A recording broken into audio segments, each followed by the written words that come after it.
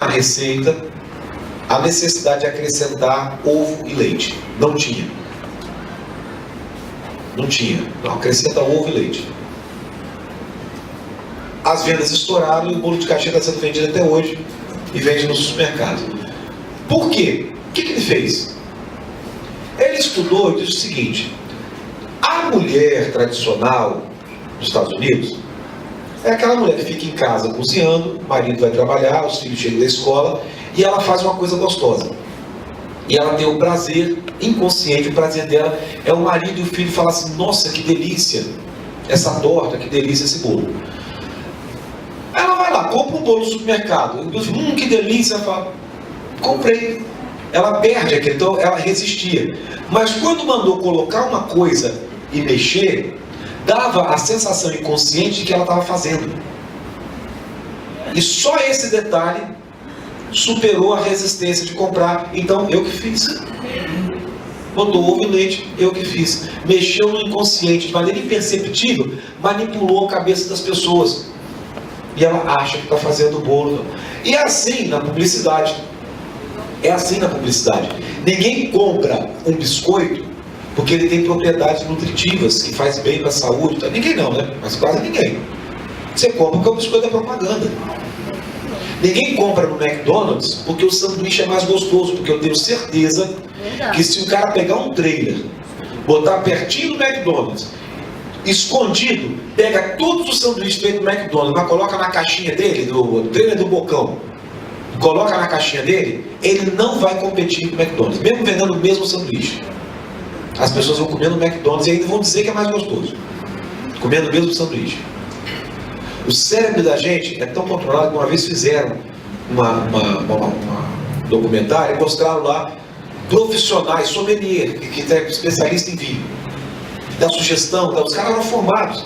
Serviu um vinho branco de alta qualidade, todos eles lá fizeram todo o teste, cheiraram, não sei o que, lá. Botaram um corante no vinho para ele ficar parecendo vinho tinto.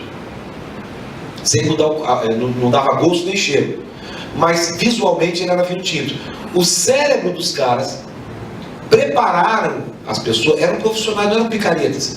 Preparou para eles experimentarem vinho tinto. E eles deram toda a nota e o comentário para o vinho tinto. Era um vinho branco com corante. O cérebro comandou, falou: agora você vai experimentar vinho tinto. E eles sentiram o gosto de vinho tinto. A Suco Mais e Del Valle, o Mais eu tenho certeza, Del Valle nem tanta, mas o Mais eu tenho certeza. Na caixinha deles tinha lá, que era carboidrato, vitamina B, vitamina não sei o que, vitamina C, toda a informação nutricional. A Coca-Cola comprou o Mais e Del Valle. Dá uma olhadinha na informação nutricional agora. Carboidrato, sódio. Exatamente a mesma do refrigerante. Quem acha que está tomando suco, que é mais nutritivo, esse de caixinha, não é nada. É a mesma coisa, o conteúdo nutricional é o mesmo do refrigerante. É carboidrato e sódio. Coca-Cola é inteligente. Por que eu vou ficar gastando para nutrientes, vitamina? Ninguém compra por causa disso, compra por causa da propaganda. E pronto. Esse Werner foi o cara que criou todas essas fórmulas. De fazer as pessoas pensarem sem imaginar que está pensando, sem imaginar o motivo pelo qual está pensando e agindo daquela forma. E aí, no livro dele chamado Propaganda, livro que ele escreveu em 1928, não é de hoje esse negócio. Lá ele fala o seguinte, tem muitos trechos que eu gostaria de ler com vocês, mas também para não ficar aqui. Olha o que ele fala. Ele não está denunciando, ele está ensinando. A manipulação consciente e inteligente dos hábitos organizados e opiniões das massas é um elemento importante na sociedade democrática. Aqueles que manipulam esse mecanismo oculto da sociedade constituem um governo invisível que é o verdadeiro poder que comanda o nosso país. É lá, é no inconsciente da população que ele vai mexer. Da gente. Do da gente. Você não precisa saber que está pensando assim. É um mecanismo oculto. E quem manipula de maneira consciente e inteligente vai ser os que vão governar. Isso que ele falava naquele contexto, que o pessoal estava com medo da democracia. Pô, você bota esse povo para votar, eles vão votar no candidato deles. Bené falava, não, na democracia tem um elemento importante que é o seguinte, é quem manipula isso aqui de forma planejada, consegue poder, e eu tenho uma ciência para isso, ele apresentou. Ele fala também nesse livro, olha por que ele fala, na teoria, cada cidadão forma sua opinião sobre questões públicas e de conduta privada. Na teoria, sim. Na teoria, todo mundo, eu formei minha opinião, eu sei disso, eu tomei essa decisão. Mas na prática, se todas as pessoas tivessem que estudar por si mesmas os complicados dados econômicos, políticos e éticos envolvidos em cada questão, elas achariam impossível chegar a uma conclusão sobre qualquer assunto. Se a gente fosse mesmo estudar todas as coisas sobre as quais a gente tem opinião, caramba, não dá tempo.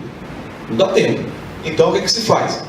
Nós concordamos voluntariamente em deixar que um governo invisível selecione os dados e destaque quais são as questões centrais para que nosso campo de escolha seja reduzido a proporções práticas. Ele pega uma coisa que é real, que é o seguinte: eu sou professor de filosofia, eu tenho que chegar para os alunos e apresentar um monte de pensamento em uma disciplina de vários autores. Se eu mandar eles estudarem os livros, todos os livros que esses autores escreveram para formar sua própria opinião sobre eles, não dá tempo. Cada autor escreveu 15, 20 livros, o cara vai ter que ler isso de uma semana para outra. Tem a menor condição. Então o que eles fazem? Eles confiam no professor de fazer um resumo, apresentar as principais ideias, e assim eles passam a conhecer o filósofo. Se eles querem se aprofundar no pensamento deles, aí vocês vão na biblioteca, pegam o livro dele, vai ler em outro momento. Isso a gente faz também. O Berné falou, tá vendo? É assim que o pessoal forma opinião. Então, as pessoas permitem. Então, se esse governo invisível consegue ter a manipulação desses resumos, dessas informações na vida, eles é que vão formar uma opinião total. No caso de um professor, isso é necessário. Mas e no caso das notícias? Também seria necessário. Mas só que aí ele se aproveitou e falou, vamos aproveitar disso. Vamos aproveitar disso. Vamos ser nós a fazer o resumo. Vamos ser nós a fazer essa formação de opinião. Mais coisa que ele fala. A minoria descobriu que influenciar as maiorias pode ser de grande proveito. Constatou-se que é possível moldar a mente das massas de tal maneira que elas dirijam seu poder recém-conquistado na direção desejada. Democracia é o poder das massas. A minoria percebeu que se manipula as massas, o interesse das massas vai coincidir com o interesse das minorias. Isso, gente, não é denúncia não, ele está ensinando, ele está dizendo, como usar isso aqui. Ele podia parecer assim, que é um crítico, né, falando disso. Não. Freud, que é o tio dele, ficou pé da vida com ele, mas... Aí ele falando da engenharia do consentimento. A ênfase das atividades do engenheiro do consentimento deve ser na palavra escrita e falada, guiadas pela mídia e desenhadas para a plateia a qual ele se dirige. Ele deve estar seguro que seu material é adequado a seu público. Ele deve se familiarizar com toda a mídia e saber como supri-la de material adequado em quantidade e qualidade. Como ele escreveu isso em 1928, ainda a mídia era grupos de jornalista, de repente abriu uma empresa, montou um jornal. Tinha uma certa independência, não era uma mega empresa e tal. E tinha algumas maiores, tinha um canal de televisão, mas não eram ainda grandes conglomerados. Então eles tinham que convencer o dono da empresa de jornal, convencer um jornalista, depois então colocar um jornalista lá dentro para poder soltar as notícias que eles queriam. Então por isso que ele fala aí de suprir a mídia, de alimentar a mídia. Não é mais assim hoje. Eles perceberam que eu não tenho que alimentar a mídia, eu posso criar a própria mídia. E hoje a mídia são mega conglomerados, mega empresas que têm ações em diversas coisas. A Globo não é só comunicação. Então a classe dominante não mais se serve da mídia. A mídia faz parte dela.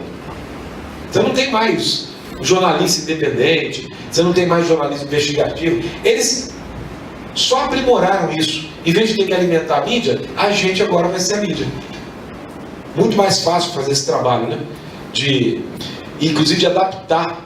O William Bonner, teve o Laurindo Filho, Laurindo Dias, professor da PUC, professor de comunicação da PUC, ele, junto com outros professores, foi convidado a acompanhar a produção do Jornal Nacional. E ele depois escreveu como é que era lá. Ele falou que o William Bonner falou para todos que estavam visitando, falou o seguinte: o meu público, o nosso público